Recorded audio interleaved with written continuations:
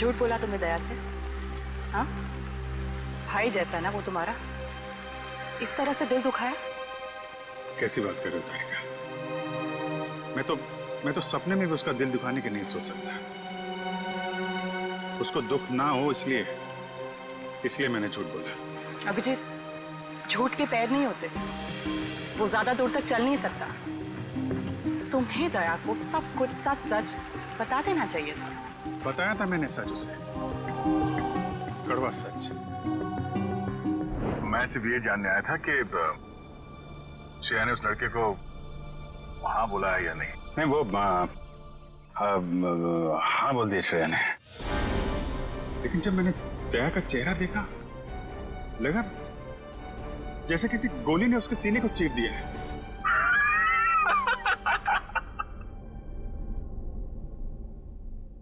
अरे यार, क्या लड़का आया नहीं, तबीयत खराब हो गई उसकी।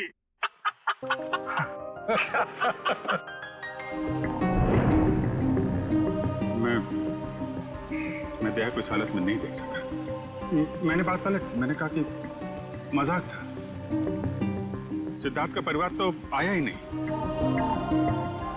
मैं जानता हूं ये गलत है तारिका, लेकिन ये गलत उस समय मुझे सही लगा।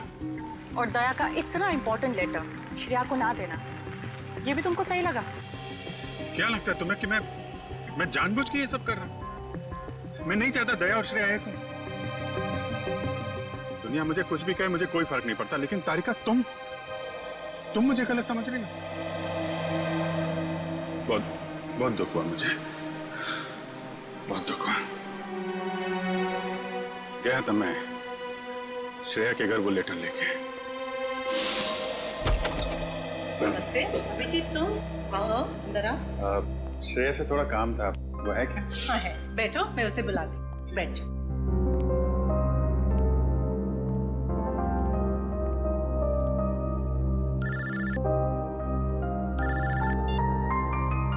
अरे भाई, तुम्हारा ही काम करने आया हूं यार। अरे भूल कैसे सकता हूँ, लेटर है मेरे पास, अभी दिया नहीं है। जैसे ही श्रेया आती है ये लेटर उसके हवाले कर दूंगा। हैं? अरे यार थोड़ा तो सब्र रखो यार। हाँ मैं करता हूँ। श्रेया आज घर पे है, उसको देखने एक लड़का आ रहा है शादी के लिए। उन्हें मेरी फीलिंग्स की कोई कदर ही नहीं है। ये जो लेटर मैं लिख रहा हूँ, ये आपको श्रेया तक पहुँचाना है। मेरा वो लेटर पढ़ा, तुमने जवाब नहीं दिया। कौन सा लेटर सर? यार मैंने श्रेया को वो लेटर नहीं दिया यार। तुमने मुझसे कहा कि तुमने उसे वो लेटर दे दिया। हाँ, मुंह मीठा कीजिए। इस खुशी में श्रेया और सिद्धार्थ की शादी पक्की हो गई।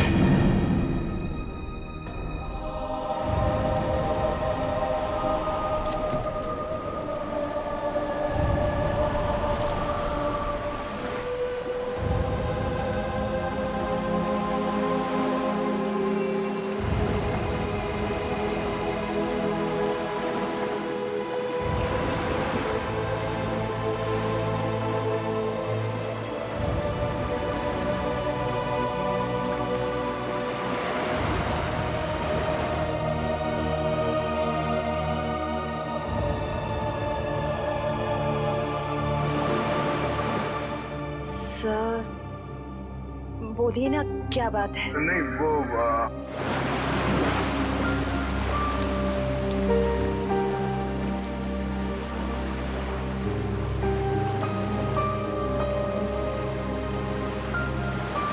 श्रेया और सिद्धार्थ की शादी पक्की हो गई।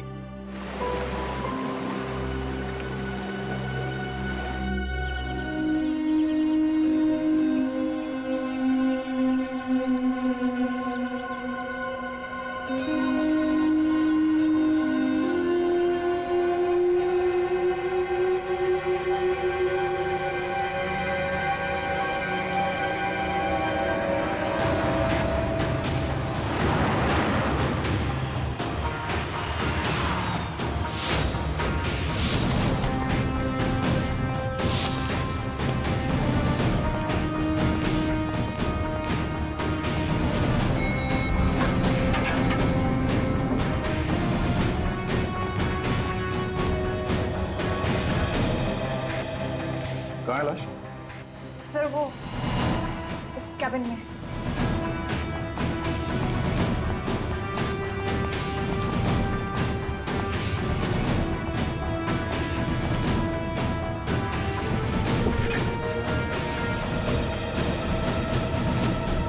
सर, एक गोली लगी है सीने में। देखो जरा शरीर से गोली बाहर निकलने का कोई निशान है क्या?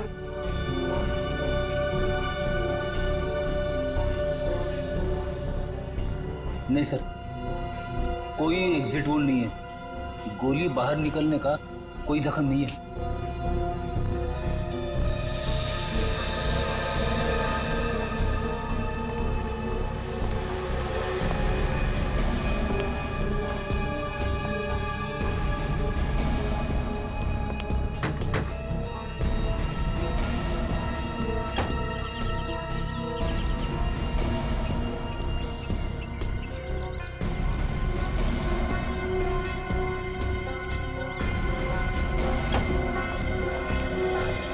पूरी सर। लाश किधर? सर अंदर आइए सर।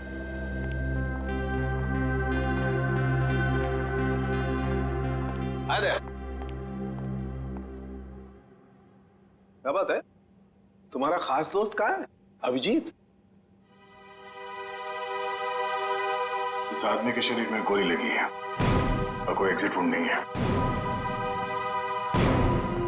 ठीक है, सो कमरे को अच्छी तरह से चेक करो। Excuse me. हाँ प्लीज प्लीज।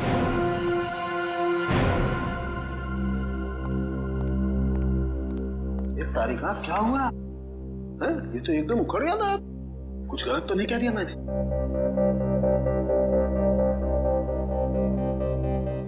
कैसे हुआ ये सब? हमें नहीं पता है सर। क्या नाम है आपका? जी श्लोक। कितने लोग काम करते हैं यहाँ ऑफिस में? कोई 20-22 लोग। 20-22 लोग। दिन दहाड़े कोई आपके डायरेक्टर के कमरे के अंदर घुस जाता है, उसे मार देता है, और आप में से किसी ने कुछ नहीं देखा? सर मैं आपको सिर्फ इतना बता सकता हूँ कि जो कुछ भी हुआ है वो 1:30 से 2 के बीच हुआ होगा। खून किसने किया वो आप नहीं जानते। खून कितने बजे हुआ ये आपको मालूम है? हाँ सर, क्योंकि सर के केबिन का दरवाजा 1:30 से 2 के बीच अपने आप लॉक हो जाता है। क्यों लॉक हो जाता है? वो तो नहीं पता, सर ने ऐसे ही बनवाया है। तो क्या करते क्या थे कैबिन में 1:30 से 2 के बीच? सर, हो सकता है कि वो अपने वाइफ से बात करता हो और नहीं चाहता हो कि कोई उसे डिस्टर्ब करे। नहीं सर, सर शादीशुदा नहीं थे। तो फिर करते क्या थे वो? हाँ? पूजा करते थे, खाना खाते थे, क्या करते थे? सर वो घर से खाना खा के आते थे। और ये कैबिन का दरवाजा हर रोज ऐसे ही बंद होता था? जी सर। जी सर। तो फिर आज उसी दौरान उनका खून हुआ, ये आप लोग कैसे कह सकते हैं? सर ये शालिनी है। सर इनको अंकुश सर से मिलना था। ये दौड़ते हुए उनके केबिन में गई, लेकिन अरे शालिनी, तुम भाग के कहाँ जा रही हो? सॉरी रचना, वो बॉस से कुछ अर्जेंट काम है मुझे। सर से मिलने जा रही हो? लेकिन अभी तो 1:30 बजने वाले हैं, केबिन बंद हो जाएगा उनका। पता है, इसलिए तो जल्दी जा रही हूँ। Excuse me.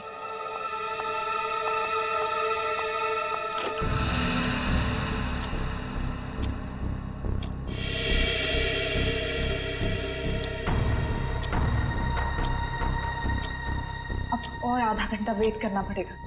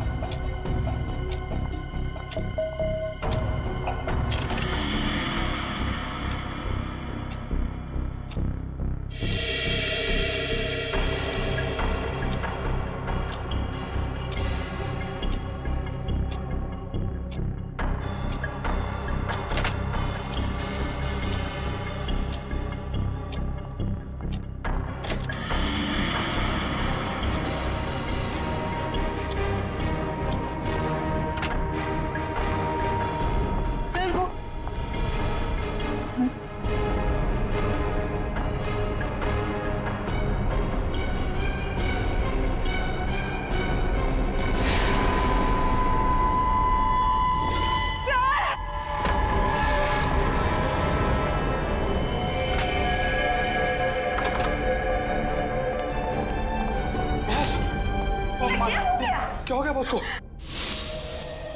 तो इसीलिए आप लोगों का मानना है कि दरवाजा बंद होने के बाद उनका खून हो। हाँ सर। सर कैबिन में कोई हथियार नहीं मिला। सर हो सकता है कमरे में कोई ऐसा मैकेनिज्म हो जिससे गोली खुद ब खुद चल गई हो।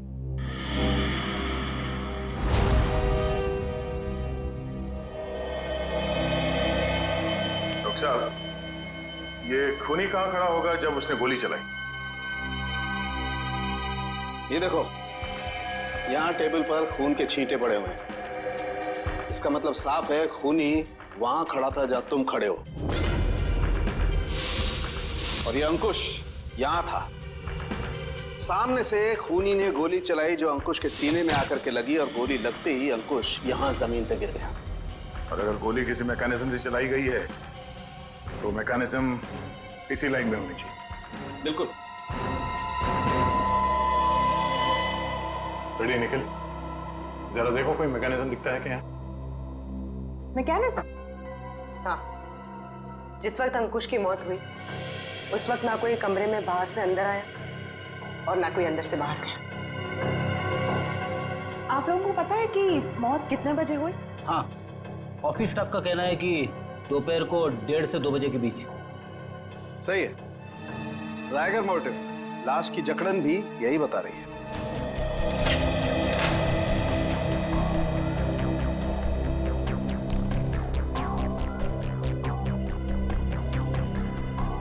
सर, यहाँ तो कोई मैकेनिज्म दिख नहीं रहा है।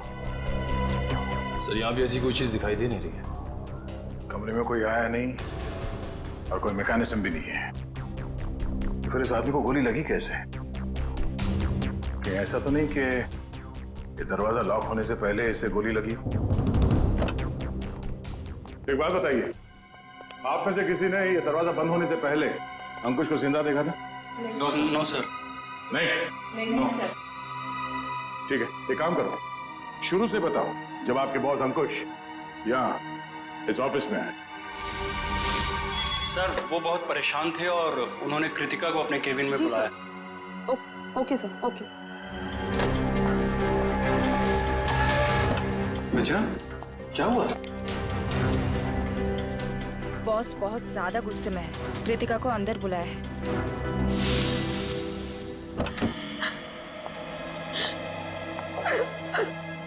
क्या हुआ कृतिका? रो क्यों रही हो? कुछ नहीं।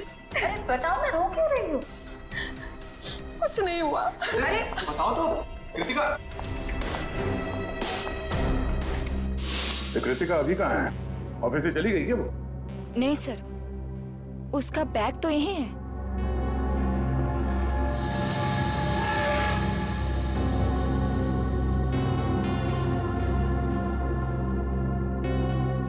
जब कृतिका कैबिन से बाहर निकली तब अंकुश जिंदा था? हाँ सर। उसके बाद कौन गया कैबिन के अंदर?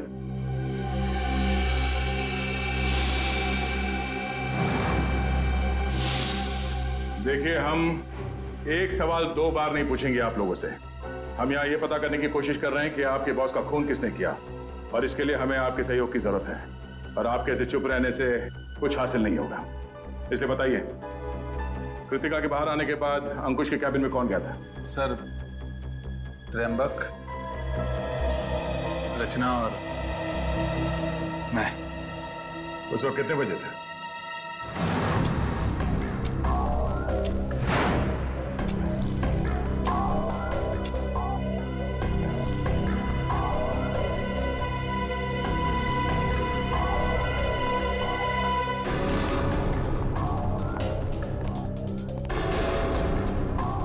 सर, क्या हुआ? आपने हमें बुलाया? ये पूछो क्या नहीं हुआ है? क्या सर, क्या नहीं हुआ? ईमानदारी नहीं हुई, वफादारी नहीं हुई। सर, हम कुछ समझे नहीं। देखो, तुम तीनों बहुत मुश्किल में हो। मुश्किल में? हाँ, मुझे ये पता चला है कि तुम तीनों में से कोई एक हमारे डिजाइन्स कॉम्पिटिटर्स को बेच रहा है। नहीं सर, हम ऐसा नहीं कर सकते। हाँ सर, मुझे तो ये भी नहीं पता कि हमारे कंपटीटर्स है कौन। मेरे पास सबूत है और मैं तुम तीनों को जेल भिजवा सकता हूं, लेकिन मैं ऐसा नहीं करूंगा। चुपचाप शाम के 5 बजे तक मुझे बता दो वो आदमी कौन है। हाँ, उसकी नौकरी तो नहीं रहेगी, लेकिन उसे मैं जेल जाने से जरूर बचा लूंगा। लेकिन सर हम लोग... मेरे पास ज्यादा समय नहीं, जितना मैंने कहा है उतना करो। तो कोई कंपनी के सीक्रेट्स बेच रहा था? हाँ? सर अंकुश जरूर भड़का होगा इस धोखे से। कोई भी भड़केगा। बहुत तकलीफ होती है जब उसका कोई करीबी उसे धोखा देता है।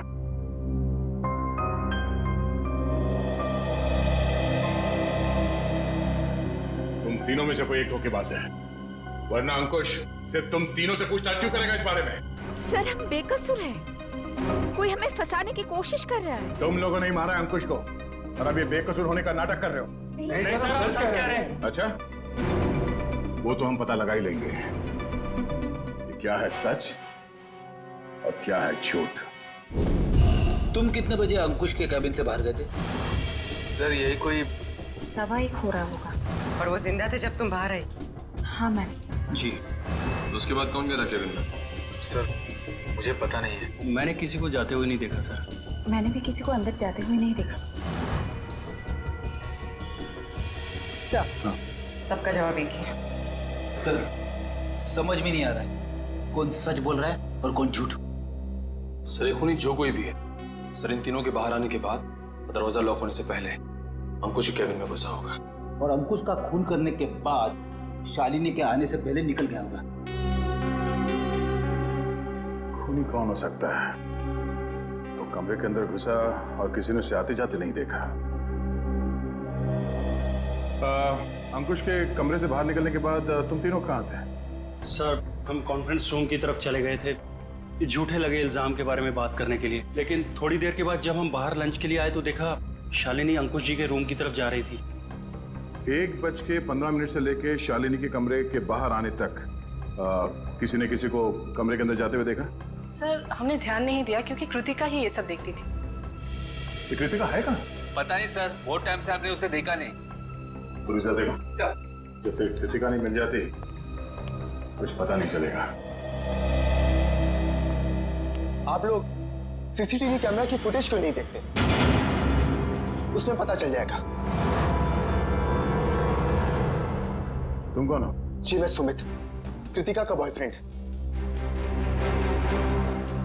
और ये सीसीटीवी कैमरा के बारे में क्या बता रहे हो? कृतिका ने मुझे बताया था कि बॉस ने स्टाफ पे नजर रखने के लिए उसके डेस्क पे एक सीक्रेट कैमरा लगा रखा था।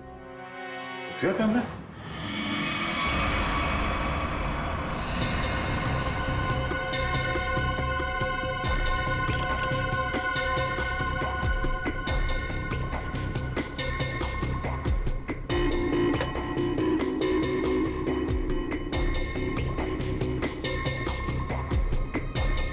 यहाँ पे तो कोई कैमरा दिख ही नहीं रहा है। खुफिया कैमरा है, छुपा के रखा होगा।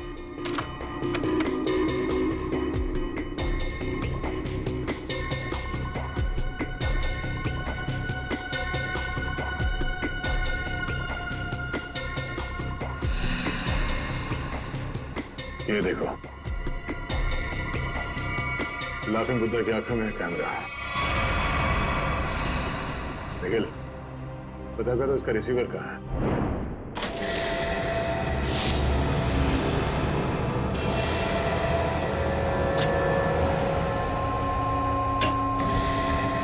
मैम, आशिता, मम्मी देखिए। कृतिका, कृतिका, संभाल के। कृतिका, जाओ। कृतिका, कृतिका। सर से आत्महत्या करने की कोशिश की, सर जहर निकाल। इसे हॉस्पिटल ले जाना होगा। पीछे एम्बुलेंस उसमें डालो, जल्दी। कृतिका, ले जाओ। क्या हुआ? संभाल के। निखिल, उस खुफिया कैमरे का रिसीवर मिला? हाँ सर, उस सीक्रेट कैमरा का ये सब मिल गया है। गुड, जरा फुटेज प्ले करो। देखते हैं रचना, त्रिंबक और श्लोक के निकलने के बाद अंकुश के कमरे में कौन गया था।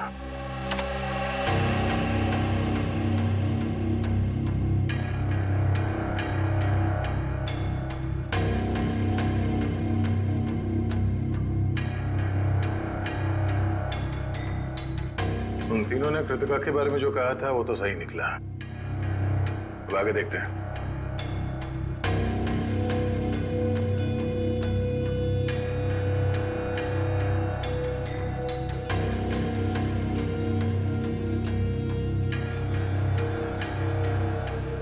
देखते हैं इस खुफिया कैमरे की आंखों ने ऐसा कुछ देखा है कि जो यहाँ काम करने वाले 20-22 लोगों ने नहीं देखा और अंकुश की मौत हो गई।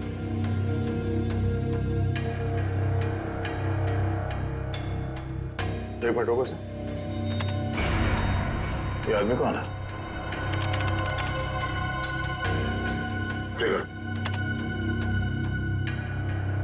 फोन करो सर।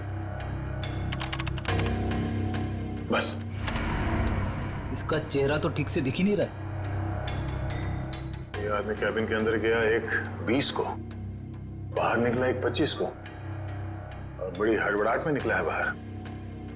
निकले, काम करो, ऑफिस के स्टाफ मेंबर्स को बुलाओ, और हाँ, उस वॉचमैन को भी लेके आओ अंदर।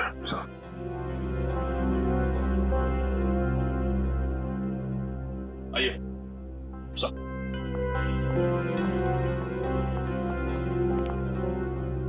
देखिए, इस आदमी को पहचानते हैं आप? नहीं सर, हमने इन्हें कभी ऑफिस में नहीं देखा। तुम? नहीं सर, इससे पहले मैंने कभी इसे देखा नहीं। श्लोक? नहीं सर, मैंने भी इसे नहीं देखा। वॉचमैन, तुम तो एंट्रेंस में थे, तुमने तो देखा होगा साथ ही जाते। हाँ, पहचानते हो कौन है? नहीं सर, मैंने इसे कभी नहीं देखा। अरे तो फिर ये अंदर आया कैसे? उड़ के आया क्या? मेरा एक फोन आया था, मैं 5 मिनट के लिए थोड़ी दूर चला गया था, शायद ये तब आया होगा। अच्छा, निखिल, एंट्रेंस में जो कैमरा है उसका फुटेज चेक करो।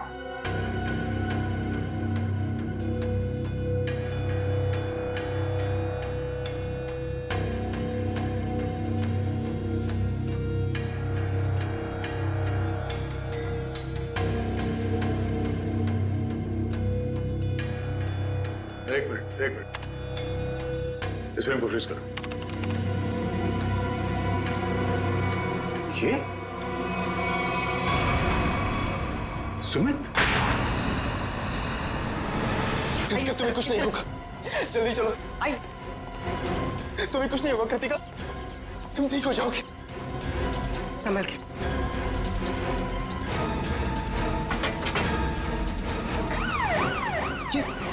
नहीं जा रहा। अरे ये क्या कर रहे हैं सर? कृतिका के पास मेरा रहना जरूरी है। तुम आज इस ऑफिस में से पहले भी आए थे? हाँ, कृतिका बहुत परेशान थी, उसी ने मुझे फोन करके बुलाया था। अंकुश का खून करने के लिए?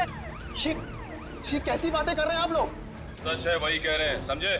तुम अंकुश के कैबिन में घुसे, उसका खून करके वहां से निकल गए, और तुम कृतिका से मिले भी नहीं। सर, ऐसा कुछ भी नहीं है, मेरी बात समझने की कोशिश कीजिए। आप लोग जैसा समझ रहे हैं ऐसा कुछ भी नहीं, मैंने किसी का खून नहीं किया है। चल अंदर चल, मेरी राम कहानी हम लोग वहीं सुनेंगे। सर, मैं सच कह रहा हूँ, मैंने खून नहीं किया है। तुम्हारे गिड़गिड़ाने का कोई फायदा नहीं है, हम जानते हैं कि अंकुश का खून तुम नहीं किया है। काश सर, अगर मैंने उसका खून किया होता तो मुझे अपना गुनाह कबूल करने में खुशी होती। मैं उसे मारना चाहता था, लेकिन मार नहीं पाया। तुम अंकुश को क्यों मारना चाहते थे? क्योंकि वो कृतिका को परेशान कर रहा था, उससे शादी करना चाहता था। कहता था कि अगर शादी नहीं करोगी तो उसे नौकरी से निकाल देगा। बार बार अपने एमडी होने की धमकी देता था। क्या करती बेचारी कृतिका, उसके ऊपर उसके बूढ़े माँ बाप की जिम्मेदारी थी। इसीलिए तुमने बदला ले लिया अंकुश का खून करके? हा? नहीं सर, तब मुझे कृतिका ने बुलाया था, वो बहुत रो रही थी। अंकुश ने फिर से उसे धमकी दी थी, पर जब मैं ऑफिस पहुंचा तो मुझे वो नहीं दिखी। तब मैं जाकर अंकुश को धमकाया और वहां से बाहर चला गया।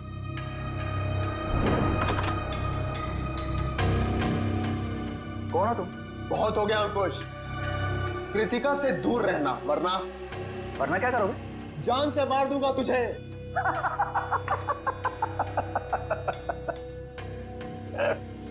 अरे जा, जो करना है कर, कृतिका सिर्फ मेरी बनेगी। अंकुश, तू यहां से निकल रहा है या मैं सिक्योरिटी को बुलाऊं? आउट! अभी तो जा रहा हूं, लेकिन बहुत जल्द लौटूंगा। और तब तुझे मुझसे बचाने के लिए कोई नहीं रहेगा, कोई नहीं रहेगा।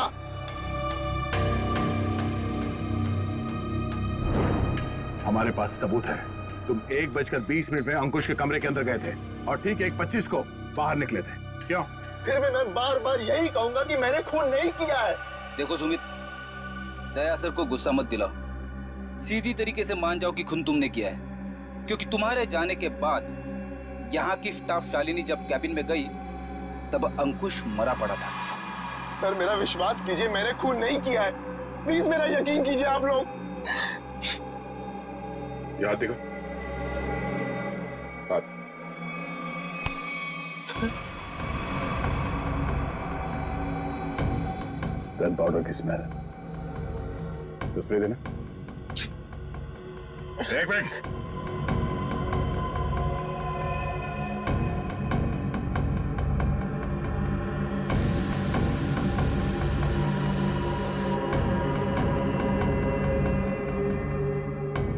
तुम्हारी उंगलियों पे गन पाउडर है, इसका मतलब है हाल ही में तुमने गोली चलाई है।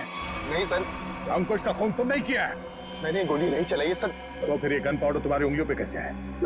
सर प्लीज सर, मेरा विश्वास। गन पाउडर कैसे आया तुम्हारे हाथ पे? सर वो मेरे पास मेरी अपनी गन, उससे गलती से चल गई थी जब मैं आज अपने घर पर था। तुम्हारे पास अपनी गन है? लाइसेंस है? हाँ? नहीं। तो गैर कानूनी तरीके से गन रखी थी तुमने? हाँ?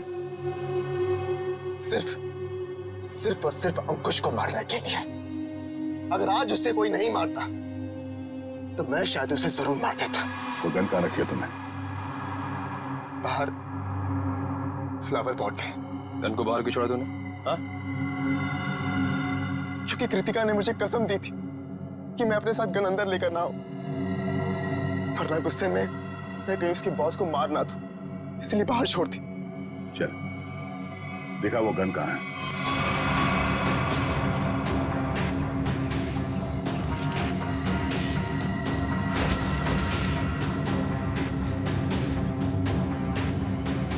ये तुम्हारी गन? हाँ सर।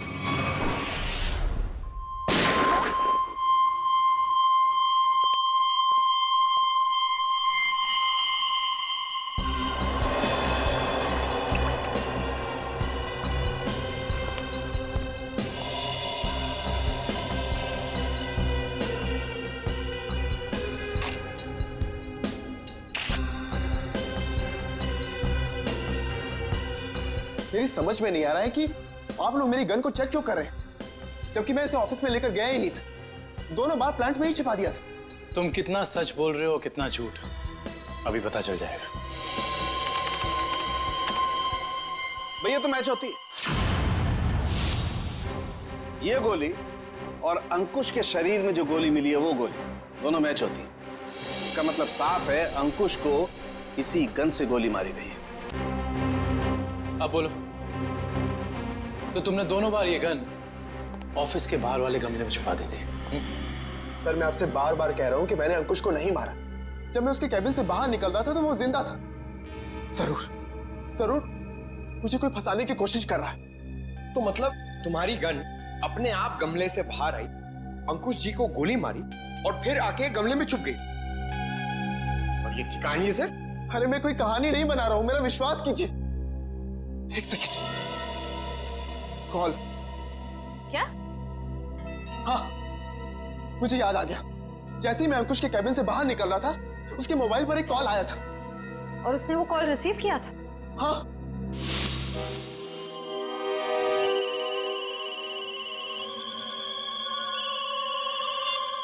हाँ बोल। पंकज, अंकुश का मोबाइल चेक करो। सर, अगर अंकुश ने ये कॉल रिसीव किया है तो शायद वो तुम्हारे निर्दोष होने का सबूत हो।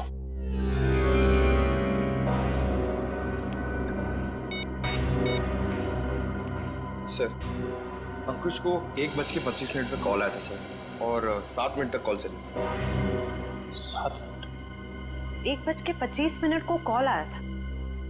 दरवाजा बंद होता है ठीक 1:30 बजे। यानी कि दरवाजा बंद होने के 2 मिनट बाद तक ये कॉल चला। सर, शायद वो जिंदा था। पंकज, इस नंबर पर कॉल करके चेक करो कि वाकई इस आदमी की अंकुश से बात हुई थी कि नहीं।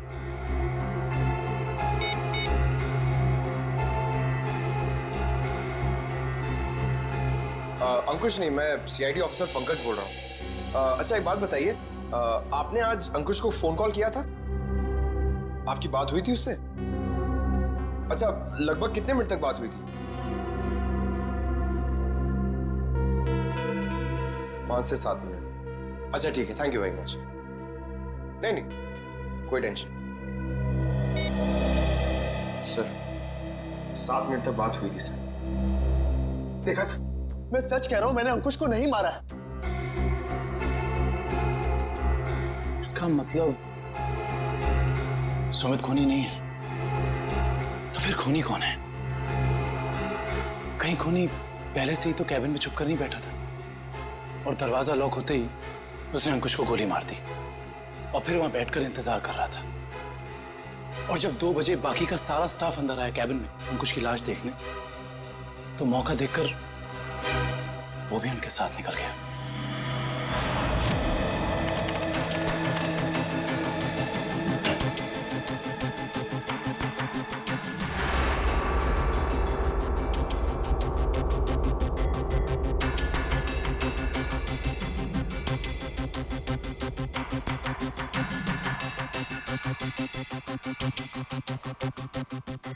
ये देखिए सर, शालिनी के चीखने के बाद जो 6 लोग कैबिन के अंदर आए थे, वही 6 लोग कैबिन से बाहर गए। इसका मतलब है कैबिन के अंदर कोई छुपा हुआ नहीं था। कैबिन के अंदर कोई छुपा हुआ नहीं था। इस दरवाजे से कोई अंदर नहीं आया और अंकुश इस कमरे में अकेला था जब ये दरवाजा बंद हुआ। तो इस कमरे के अंदर आने का इस दरवाजे के अलावा सिर्फ एक ही रास्ता है, वो है ये खिड़की।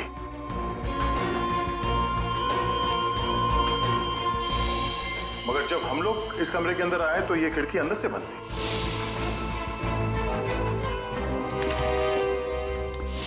तो अगर हम ये मान के चले कि कोई इस खिड़की के जरिए अंदर आया है, तो नीचे से ऊपर आना तो बहुत मुश्किल है और किसी ने तो देखा ही होगा उसे ऊपर आते हुए। दूसरा रास्ता बचता है ऊपर, टेरेस।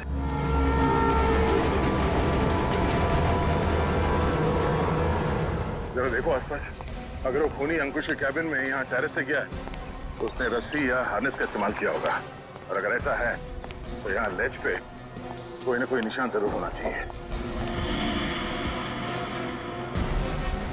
मुझे चेक करो।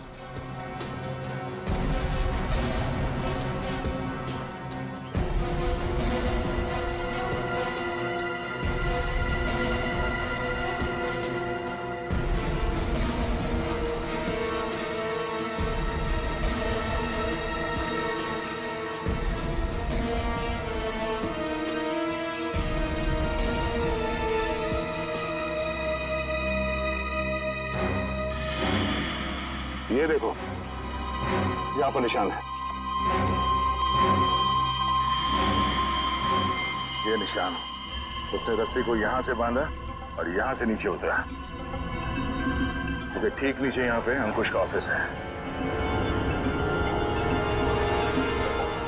और फिर रस्सी सपोर्ट के लिए शायद वहां उस पे बांधा होगा। ये देखो, रस्सी के घिसने का निशान है यहाँ पे। इसका मतलब है उसने रस्सी यहाँ इस पाइप पे बांधा और वहां से नीचे अंकुश के कैबिन में गया। कमाल है सर, खूनी इतना कुछ करता रहा लेकिन किसी ने उसे देखा तक नहीं। खूनी ने जिस तरीके से मेहनत की है खून करने के लिए, उससे तो साफ साफ दिख रहा है सर, उसके दिल में कितनी नफरत भरी पड़ी थी अंकुश के लिए। ये पता करना पड़ेगा कि वो है कौन जिसे अंकुश से इतनी नफरत थी, और उसे ये भी पता था कि अंकुश के कैबिन का दरवाजा 1:30 से 2 बजे के बीच बंद होता है। हो ना हो ये कोई ऑफिस का ही आदमी है।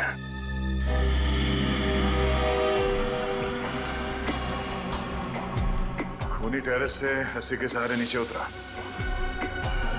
और फिर खिड़की के रास्ते कैबिन में आया। लेकिन आपने तो चेक किया था, खिड़की अंदर से बंद थी, जिसका बाहर से खुलना नामुमकिन था। एग्जैक्टली फ्रेडी, इसका मतलब है खून होने से पहले खूनी ने या उसका साथ देने वाला कोई ना कोई इस ऑफिस में था, जिसने छुपके से ये लैच, खिड़की का लैच खोल दिया ताकि इसे बाहर से खोल सके। फिर सर खूनी ने खिड़की को अंदर से लॉकअप किया। ये शायद तब हुआ होगा जब ऑफिस के बाकी के स्टाफ मेंबर्स अंकुश की लाश देखने के लिए कैबिन के अंदर घुसे।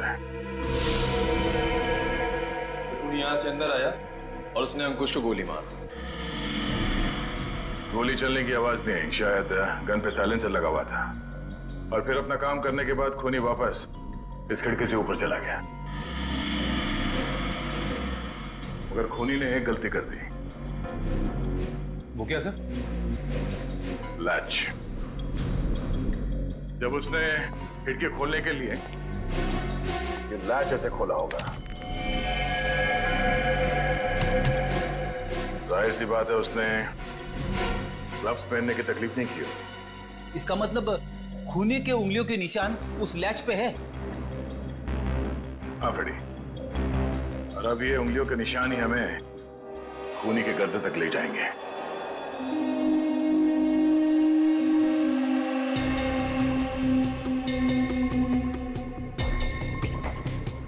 सर आप लोग हम पर शक कर रहे हैं? हाँ, क्योंकि खूनी आप लोगों में से कोई है। ये क्या कह रहे हैं आप सर? सही कह रहे हैं, थोड़ा इंतजार करो। उस खिड़की के लैच पे जो उंगलियों के निशान मिले हैं, अगर वो आप में से किसी के फिंगरप्रिंट्स के साथ मैच होते हैं तो पता चल जाएगा कि अंकुश का खूनी कौन है।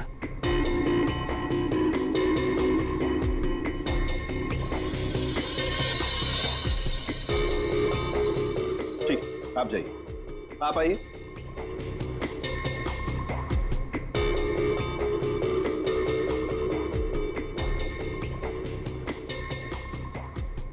ठीक, जाइए।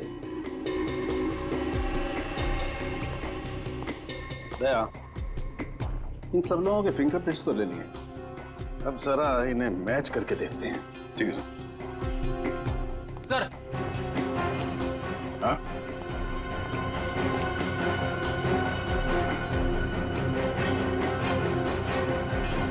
खूनी ने टेरेस से नीचे उतरने के लिए जिस रस्सी का इस्तेमाल किया था, वो रस्सी कहीं मिल नहीं रही है। अच्छा, रेडी? वो रस्सी यहाँ ऑफिस में होनी चाहिए। ढूंढो, देखो कहाँ है वो रस्सी। सबसे बड़ा सबूत है, इस फिंगरप्रिंट से भी ज्यादा बड़ा। अगर वो रस्सी मिल गई तो समझ लो खूनी अपने आप अपने हाथ आ जाएगा।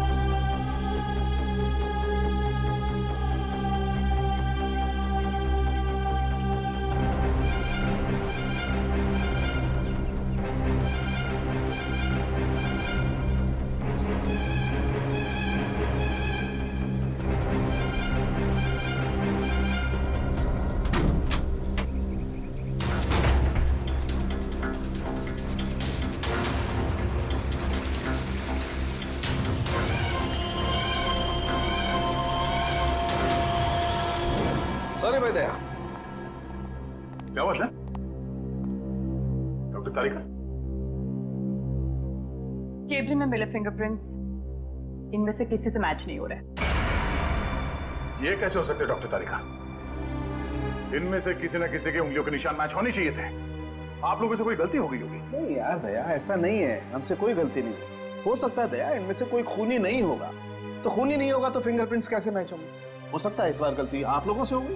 नहीं, मैं सही हूं और मैं साबित भी कर सकता हूं। खूनी इन्हीं में से कोई है और वो खुद ब खुद सामने आएगा।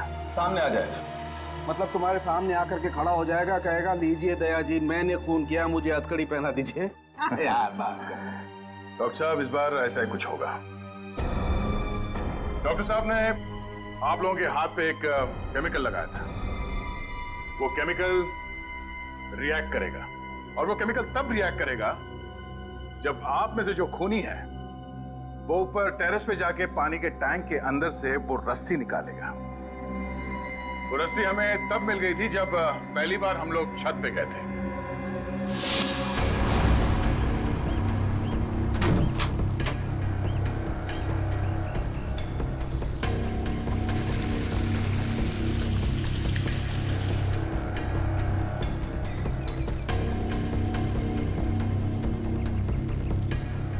पूरी तैयारी के साथ आया था। उस रस्सी पे हमने एक केमिकल लगाया है और वो केमिकल तब रिएक्ट करेगा जब आप लोगों के हाथ पे लगा हुआ केमिकल उसके कांटेक्ट में आएगा। आप लोगों के हाथ चमकने लगेंगे अंधेरे में। Lights off.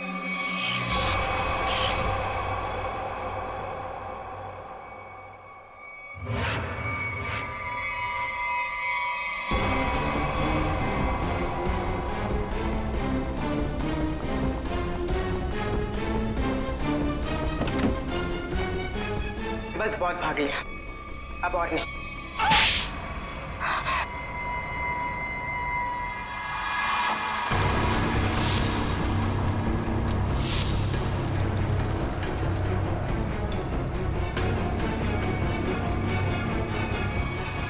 तुमने अंकुश को क्यों मारा?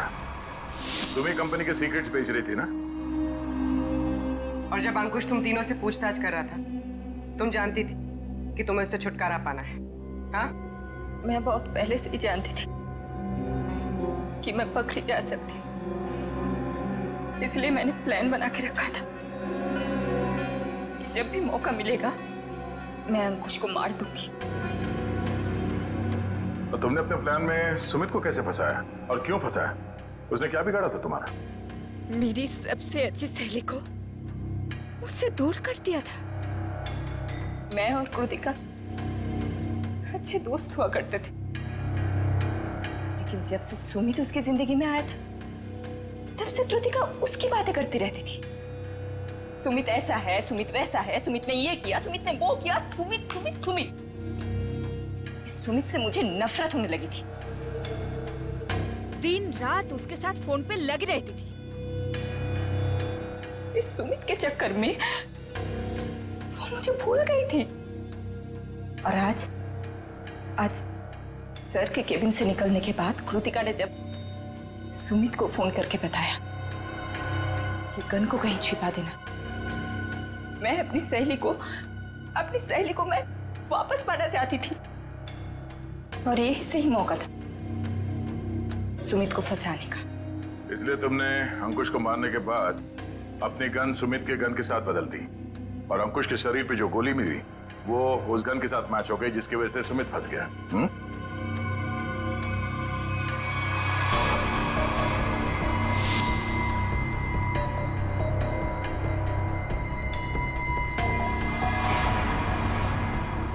और जब अंकुश अपने कैबिन में तुम तीनों पे भड़क रहा था, उस वक्त तुमने चुपके से उस खिड़की का लैच खोल दिया।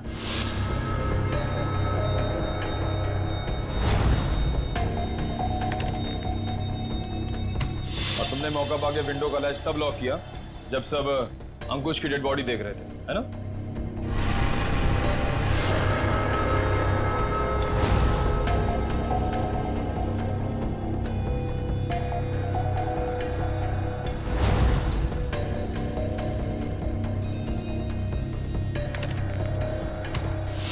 तुम्हें कैसे मालूम कि सुमित के पास कौन सी गन है?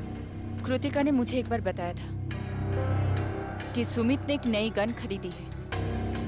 ठीक वैसी गन मैंने भी खरीदी। और आज जब सुमित दोबारा ऑफिस में आया तो मुझे पता था कि वो गन फिर से कहीं बाहर रख के आया होगा। और मौका मिलते ही मैंने वो गन बदल दी। क्या फायदा हुआ तुम्हें ये सब करके? हाँ? तुमने एक दोस्त खो दिया और साथ में अपनी आजादी दी। पूर्वी, ले जाओ इसे। Sir, sir.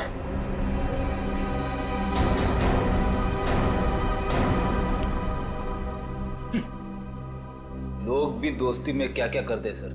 हाँ फ्रेडी, कुछ तो पीठ पे छुरा घोंपते हैं।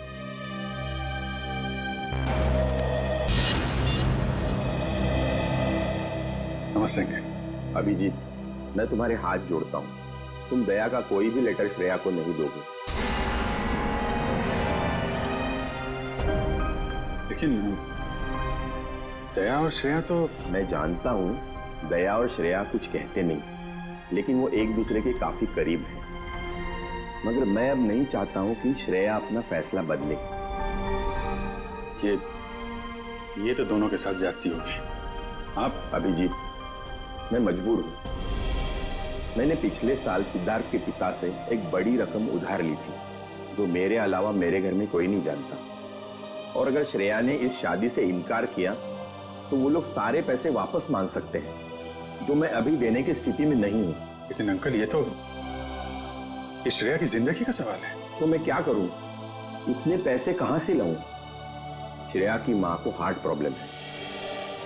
तुम लोगों की जरा सी गलती हमें प्रॉब्लम में डाल सकती है। देखिए, अगर सिर्फ पैसे की बात है तो हम लोग मिलकर कोशिश कर सकते हैं। पैसा तो... नहीं, वो बात नहीं है। पैसे का इंतजाम हो चुका है, बस 1-1.5 महीने की बात। एक बार मैं उनके सारे पैसे लौटा दूं, उसके बाद तुम ये लेटर श्रेया को दे देना। लेकिन तब तक ये बात हम दोनों के बीच ही रहनी चाहिए, प्लीज। ये आपने बड़ी मुश्किल में डाल दिया। दया से कोई बात छुपाना इतना आसान नहीं है। अब ये बात ना मैं श्रेया को बता सकता हूँ और ना दया को। दया तो इस बारे में कुछ नहीं जानता। वो तो तुम्हें गलत समझ रहा है। इनफैक्ट नफरत करने लगा है वो तुमसे। जानता हूँ, वक्त ने गलतफहमी पैदा कर दी है, लेकिन ये भी जानता हूँ कि सही वक्त आने पर सब ठीक भी हो जाए।